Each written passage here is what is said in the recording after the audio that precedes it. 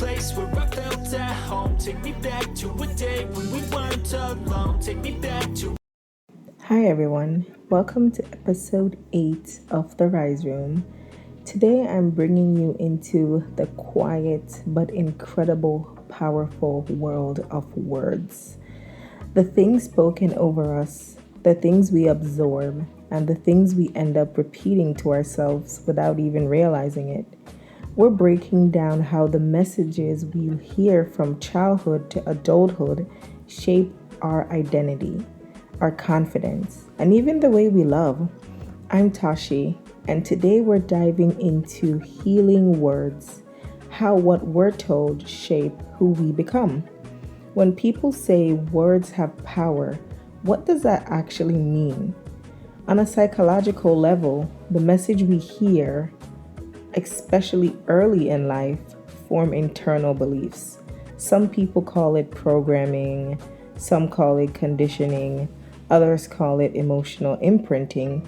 But the simple truth, what people repeatedly tell you becomes the voice you talk to yourself with. In plain language, if someone told you you're too emotional, you grow up trying to shrink yourself. If someone told you you'll never be enough, you spend years overachieving just to feel worthy. If someone told you you're dramatic, you start doubting your own feelings. And if nobody ever told you I'm proud of you, you end up searching for validation in all the wrong places.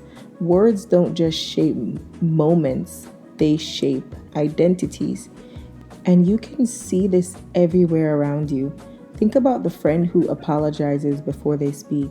Somebody taught them their voice was inconvenient. Think about people who can't accept compliments. Someone taught them not to see their own value.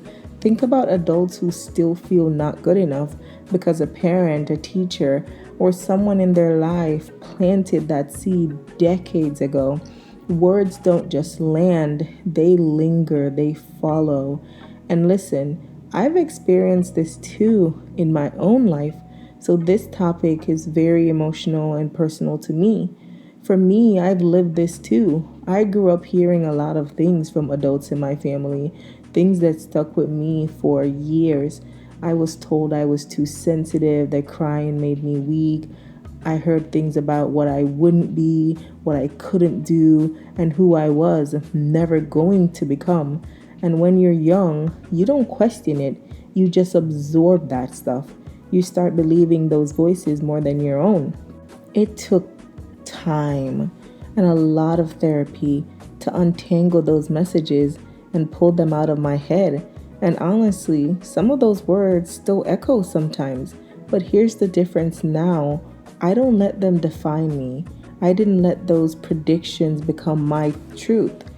But I know not everyone has the strength or support to push past what they were told. And that's why conversations like this matter more than ever. And if you're listening to this, I want to hear your story too. What's something someone told you that stuck with you, good or bad? Drop it in the comments or DM me. You never know who your story might help. Let's zoom out for a second because it's not just about personal struggle, it's a global issue. Over 1 billion children experience some form of emotional, physical, or psychological violence every year. In the US, emotional abuse is now one of the most commonly reported forms of maltreatment. Neuroscience research shows that the brain reacts to harsh words the same way it reacts to physical pain. Negative messaging is linked to higher rates of anxiety, depression, and low self-worth in adulthood. So no, it's not just words. Words are literally shaping the mental health landscape of the world. Did you know the brain remembers negative words faster and holds on to them longer than positive ones? One harsh sentence can activate your fight or flight system for up to 20 minutes. The kids exposed to constant verbal aggression show brain patterns similar to kids who experience physical violence. Positive words release dopamine, your motivation, and joy chemical. You can literally rewire your brain by constantly changing your self talk. So the question is, How do you heal from years of messaging that wasn't yours to carry? Here's how we start. Identify the harmful messaging. Write it down, call it what it is. Ask where it came from. Most negative beliefs aren't inherited, shadows, they're not truths. Replace the script. Create a new sentence that honors who you are now. Surround yourself with healthier voices. The environment you're in matters more than we think. Practice self compassion. Talk to yourself the way you need someone to talk to you. And lastly, I'm always going to advocate for it. Seek therapy. Sometimes you need help untangling deeper knots, and that's okay. You're not broken. You were spoken to in ways that broke parts of you, and parts can always be rebuilt. So, your Rise Challenge this week: choose one negative messaging you still carry, rewrite it, say it out loud every morning. Just one.